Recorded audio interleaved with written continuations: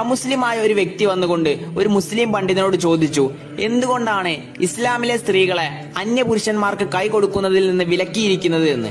അപ്പൊ ഈ പണ്ഡിതൻ തിരിച്ചു ചോദിച്ചു, നിങ്ങൾക്ക് ബ്രിട്ടീഷ് രാജ്ഞി എലിസബത്തിന് കൈ കൊടുക്കാൻ പറ്റുമോ എന്ന്. അപ്പൊ ഈ അമുസ്ലിമായിട്ടുള്ള വ്യക്തി തിരിച്ചു പറഞ്ഞു, ഒരിക്കലുമില്ല, കാരണം അവർ രാജ്ഞിയാണ്, ചില പ്രത്യേക ആളുകൾക്ക് മാത്രമേ എലിസബത്ത് കൈ കൊടുക്കുകയുള്ളൂ എന്ന്. അപ്പൊ ഈ പണ്ഡിതൻ തിരിച്ചു പറഞ്ഞു, ഇസ്ലാമിലെ സ്ത്രീകൾ എല്ലാവരും രാജ്ഞികളാണ്, അവർ അന്യപുരുഷന്മാർക്ക് കൈ കൊടുക്കുകയില്ല എന്ന്. അപ്പോൾ അമുസ്ലിമായ ആ വ്യക്തി വീണ്ടും ചോദിച്ചു, എന്തുകൊണ്ടാണ് ഇസ്ലാമിലെ സ്ത്രീകൾ ശരീരം മുഴുവൻ മറച്ച് നടക്കുന്നത് എന്ന്. അപ്പോൾ ആ പണ്ഡിതൻ പുഞ്ചിരിച്ചുകൊണ്ട് രണ്ട് പലഹാരങ്ങൾ എടുത്തു. അതിൽ ഒന്നിന്റെ കവർ പൊട്ടിച്ചും രണ്ടാമത്തതിന്റെ കവർ പൊട്ടിക്കാതെയും നിലത്തേക്ക് വലിച്ചെറിഞ്ഞു.